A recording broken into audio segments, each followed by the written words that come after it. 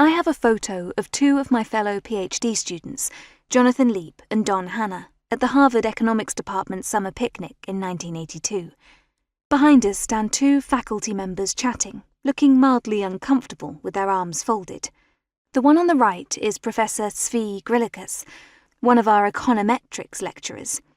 An immigrant to the United States, Zvi had trained as an agricultural economist and written his 1957 PhD dissertation on the diffusion of hybrid corn seed in the American Midwest. This was one of several studies around that time demonstrating empirically the now well-known S-shaped logistic curve for the spread of innovations, slow at first, then rapid, then slow again as their use approaches saturation. His contribution was to provide an economic explanation for the S pattern based on the costs of adopting the technology, its average profitability, relative to the older seed technology, and the market potential, measured by population density. The new type of seed corn was more costly, but produced higher yields per acre, worth the investment if the farmer was confident of producing and selling enough to cover the upfront expense. A simple economic model fit the data well for the spread of hybrid corn across US states. Zvi's subsequent research explored in depth the economics of innovation and measurement. I had no idea 40 years ago, as we played softball and ate hamburgers at the picnic, that his work, along with that of Professor Dale Jorgensen, another of my Harvard econometrics lecturers, would be so foundational for my own future research.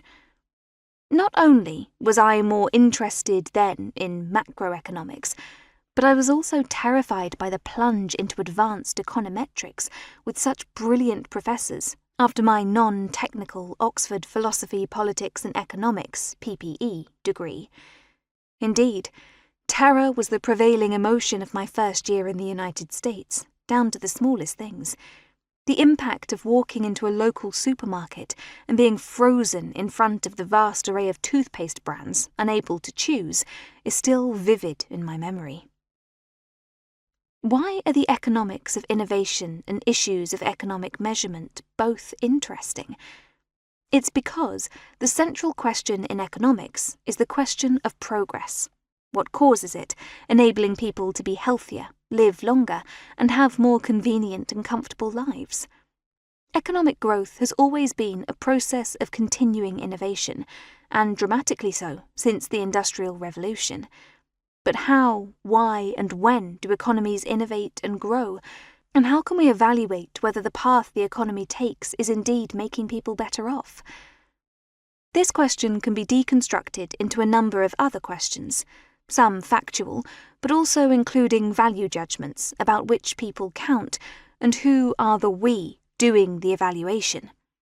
It also raises questions about how to define and measure economic growth and the evaluation of economic welfare.